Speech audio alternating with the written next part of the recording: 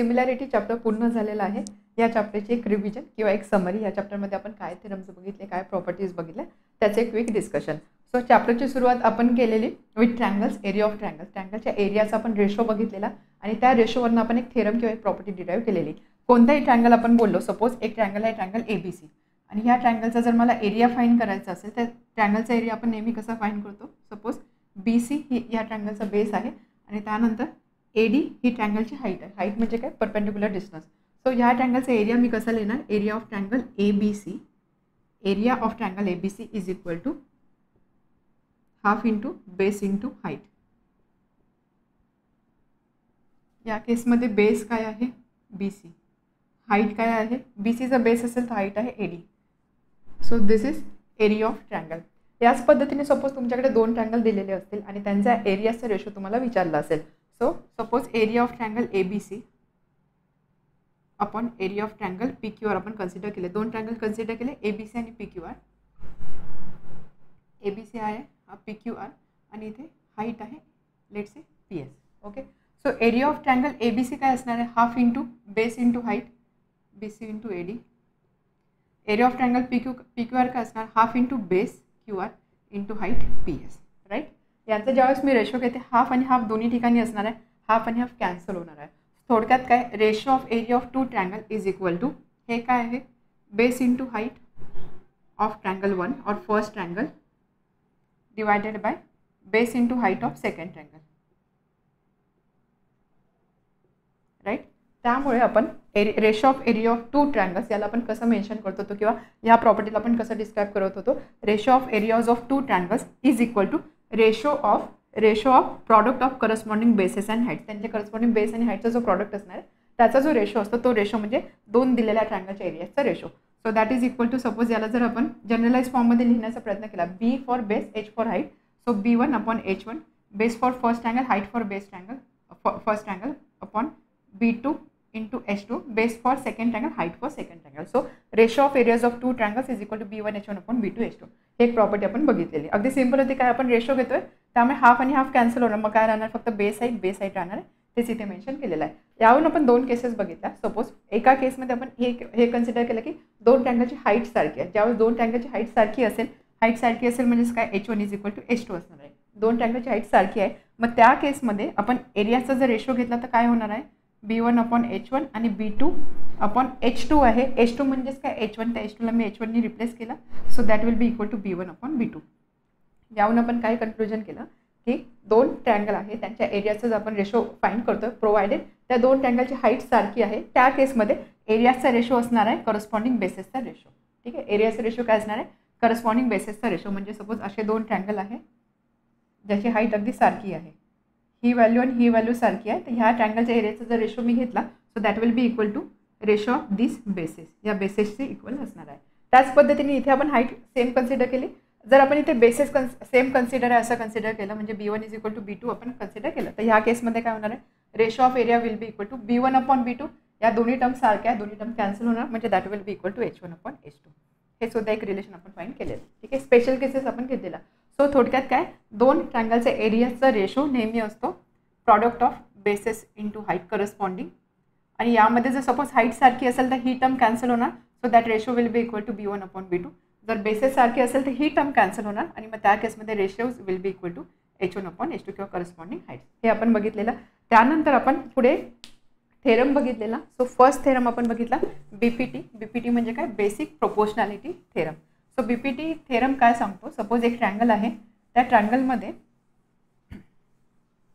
What is BPT और basic proportionality theorem. Suppose एक triangle आहे, ट्रँगलची एक साईड मी ABC हा ट्रँगल कन्सिडर करते, त्याची एक साईड BC मी कन्सिडर करते. या थर्ड साईडला ट्रँगलची साईड 1, साईड 2, साईड 3 आहे. थर्ड साईड BCला पॅरलल असणारी जर एक लाईन मी इथे ड्रॉ केली, suppose this line is N. Okay, he line ह्या साईडला सपोज M पॉईंटमध्ये इंटरसेक्ट करते, या साईडला N पॉईंटमध्ये इंटरसेक्ट करते, किंवा इथे कॅपिटल M आणि कॅपिटल N आपण कन्सिडर करू. सो M मध्ये आणि N या दोन पॉईंटमध्ये इंटरसेक्ट करते. तर ह्या केसमध्ये आपण according to basic proportionality theorem आपण काय रिलेशन लिहू शकतो, AM upon MB is equal to AN upon NC. So थोडक्यात काय, ही लाईन दिलेल्या ट्रँगलच्या रिमेनिंग 2 साईडला इक्वल रेशोमध्ये डिवाइड करते. हे रेशोज इक्वल आहे. AM upon MP is equal to AN upon AC. This is basic proportionality theorem. So ही condition आपल्याला केव्हा मिळते? When line L is parallel to BC. Line L किंवा आपण असे बोलू शकतो MN parallel to BC. Line L किंवा MN पॅरलल टू BC असेल त्यावेळेस AM upon MP is equal to AN upon AC. This is basic proportionality theorem. आठवते? त्यानंतर आपण त्याचं कॉन्व्हर्स बघितलं. एखाद्या थेरमचा कॉन्व्हर्स म्हणजे काय?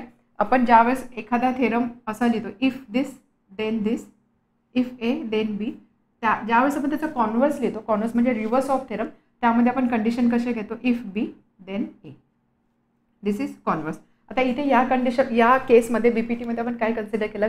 If line is parallel, if line is parallel then AM upon MP is equal to AN upon AC. मग याचा जो कॉन्व्हर्स घ्यायचा असेल तर याचा कॉन्व्हर्स काय असणार आहे की सपोज एक लाईन आहे, या लाईनमुळे ही लाईन बाकीच्या ट्रँगलच्या 2 साईडला 2 डिफरंट पॉईंटमध्ये डिस्टिंक्ट पॉईंटमध्ये इंटरसेक्ट करते आणि त्यामुळे जर if AM upon MB is equal to AN upon AC जर असेल तर त्या केसमध्ये आपण काय कन्क्लूड करू शकतो? त्या केसमध्ये आपण कन्क्लूड करू शकतो L is parallel to side BC.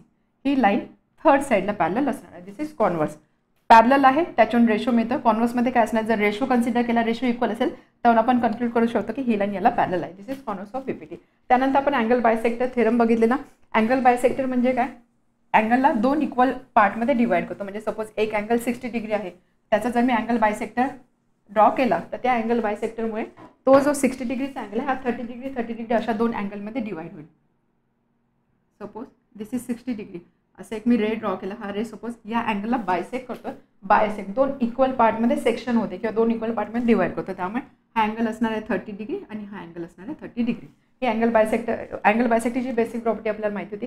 आता एखाद्या ट्रँगलमध्ये एखाद्या अँगलचा जर बायसेक्टर दिलेला असेल त्याच्यावरनं आपण एक थेरम डिराईव्ह केलेला. सपोज हा एक ट्रँगल आहे, ट्रँगल ABC. ओके, आणि अँगल Aचा बायसेक्टर इथे दिलेला आहे. म्हणजे हा रे इथे आपण बोलू AR. सपोज ARमुळे हा अँगल A बायसेक्ट होतोय. तर ह्या केसमध्ये आपण काय रिलेशन घेऊ शकतो? आपण अगेन रेशोच्या फॉर्ममध्ये एक रिलेशन बघितलेला. कसला रेशो? हा अँगल बायसेक्ट होतोय त्यामुळे साईड बघा A वर्टेक्स आहे AB upon AC. AB upon AC. ठीक आहे, AB अपॉन AC. बीला लागून कोणता पॉईंट आहे? R. सो या ठिकाणी येणार BR आणि या ठिकाणी येणार RC. सो थोडक्यात काय? ट्रँगलच्या 3 साईड असतात. या 2 साईडचा रेशो घ्यायचा. That will be equal to ही जी थर्ड साईड आहे ना, ही ज्या 2 पार्टमध्ये डिवाइड होते त्याचा ratio. So this upon this is equal to this upon this. Okay, AB upon AC is equal to BR upon RC. किंवा याला जर मी ही व्हॅल्यू सपोज ही लेंथ M आहे, ही N आहे, त्यानंतर ही आहे P आणि ही आहे Q. मग या केसमध्ये हे रिलेशन मी कसं लिहिणार? M upon N is equal to P upon Q. P upon Q.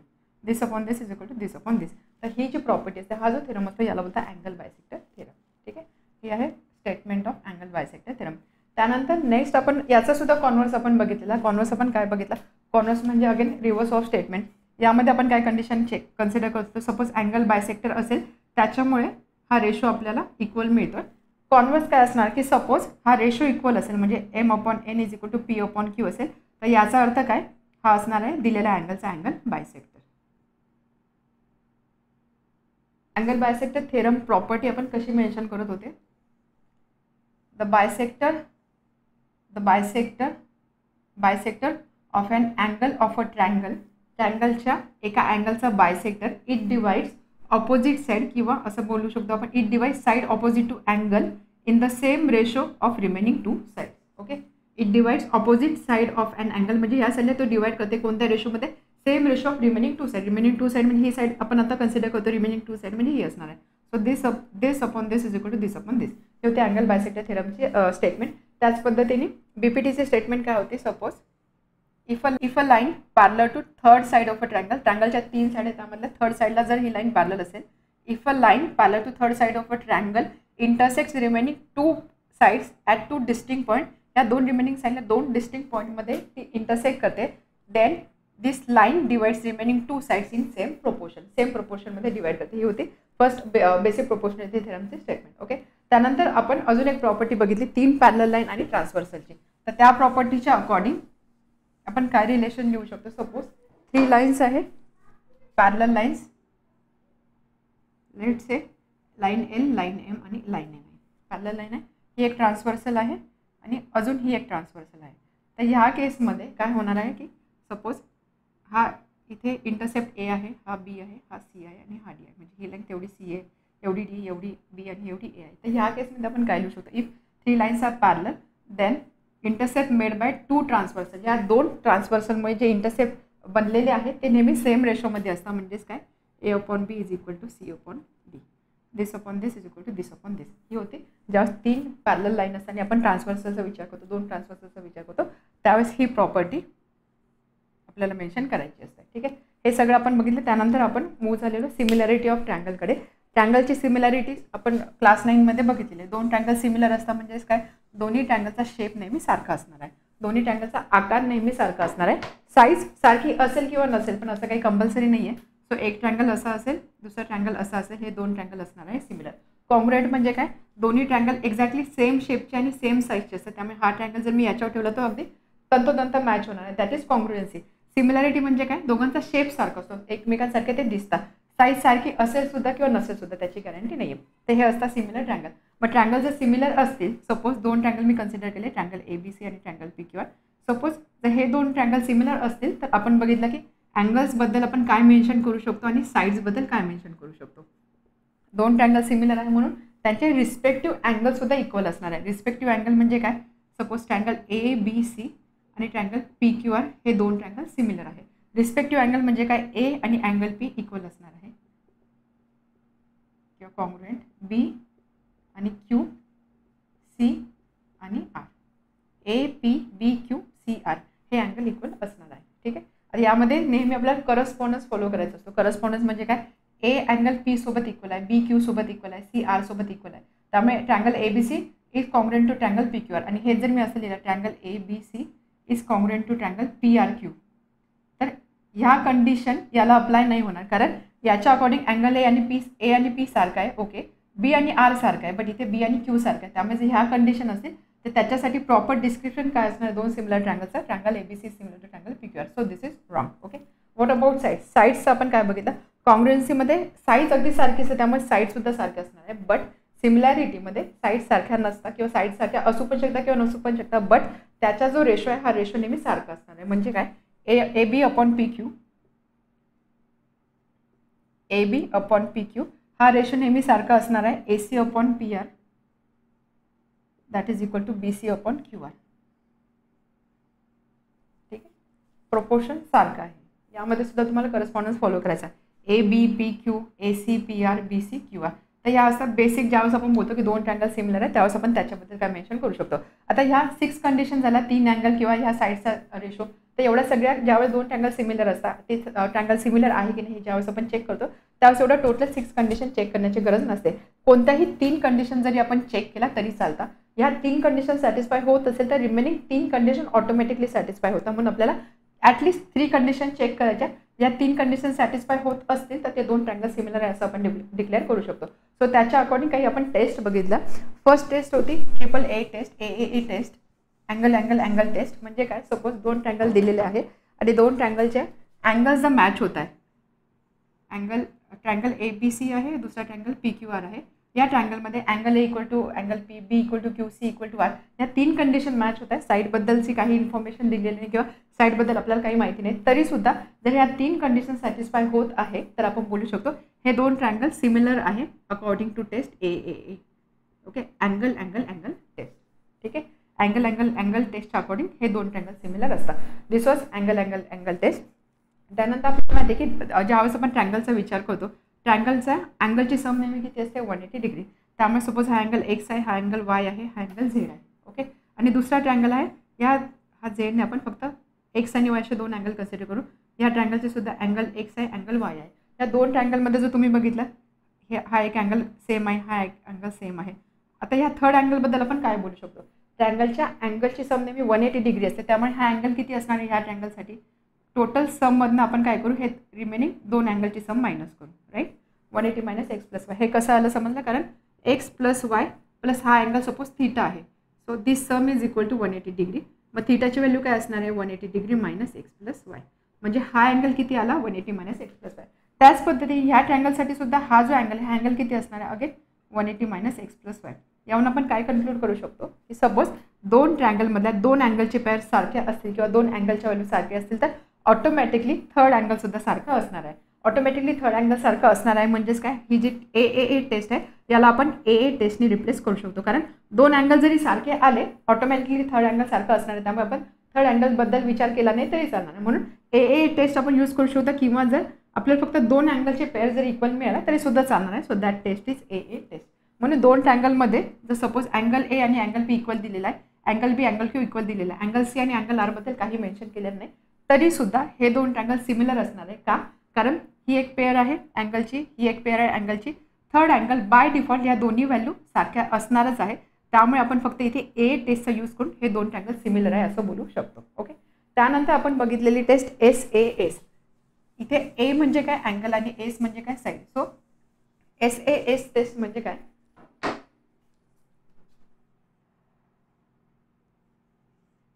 हा एक अँगल आपण कन्सिडर करू. सपोज दोन ट्रायंगलमध्ये हा एक अँगल सारखा आहे, हा अँगल थिटा आहे, हा अँगल थिटा आहे. त्यानंतर ट्रायंगल बोलू आपण ABC आणि हा ट्रायंगल बोलू आपण PQR. ओके. त्यानंतर अजून एक आपल्याला इथे इन्फॉर्मेशन दिलेली आहे, AB अपॉन PQ ही व्हॅल्यू सारखी आहे BC अपॉन QR सोबत. सो इथे बेसिकली काय इन्फॉर्मेशन दिलेली, साईड्स, एक साईड AB, दुसरी साईड, एक साईड AB PQ, दुसरी साईड BC आणि QR. साईड दिलेला आहे, प्लस आपल्याला एक अँगलसुद्धा सारखा दिलेला आहे एस साईड अँगल. बट हा अँगल ह्या दोन साईडच्या मध्ये आहे, ही एक साईड, ही एक साईड, ही एक साईड, ही एक साईड. सो अँगल कुठे आहे, ह्या ज्या दोन साईड मेन्शन केल्या आहे त्याच्यामध्ये आहे, म्हणजे हा अँगल इन्क्लुडेड अँगल आहे.